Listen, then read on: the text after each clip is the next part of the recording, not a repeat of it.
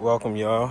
I'm gonna be showing y'all how to do a fuel injector on a 2013 Mazda 3. If you see my previous videos, you'll see that I've did a couple of jobs to this car here. And right now we're just gonna be changing the number 3 fuel injector. It's got a cylinder 303 misfire. I tested the fuel injector and it's in mega resistance, so we need to replace this fuel injector. I'm gonna show you how to do that. You can tell it's the third one from the timing chain. So 1, 2, 3 is the third injector. Importantly, first thing you want to do is take off one of your battery terminals. The negative one will just be fine. So you just take a 10 millimeter, loosen that up, and take that off. You don't want any extra fuel spraying around. And I've already disconnected these. You just press this right here, and that'll allow you to take it off. Now you got room. So all you're gonna need is a 10 millimeter. Take those off.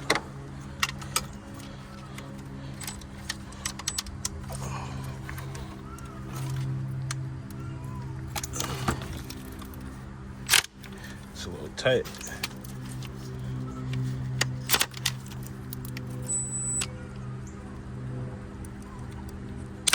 Oh, there we go. That's one bolt. Now for your next bolt, it'll be easier to use an extension.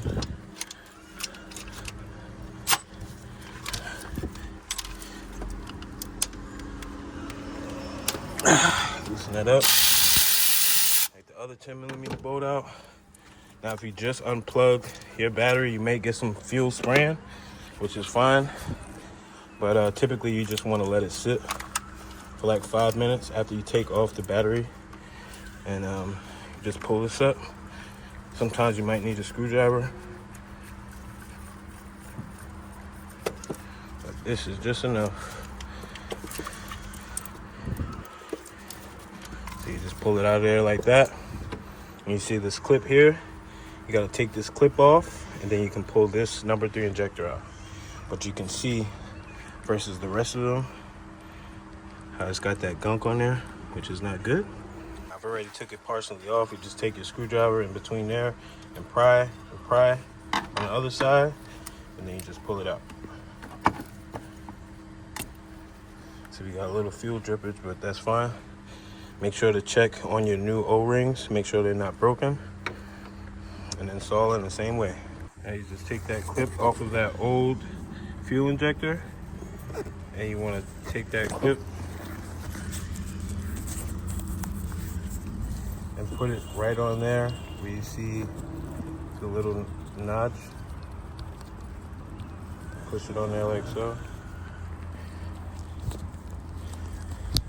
Now you just take your new fuel injector.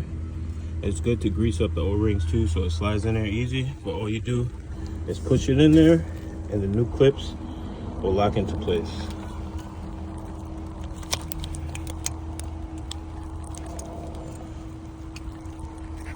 Just like that. Make sure it's clipped in properly so you won't have any fuel leaks. Wiggle it around, make sure it doesn't come out. And you should be good to go. Now you just install it in a reverse order, same way you took it off. Line it up with the holes, push it in there. If you can't get it all the way in, that's you're gonna feel, that's fine. Push in as much as you can. Take your bolts, your 10 millimeter bolts, screw them in, and that'll get it to bolt down completely.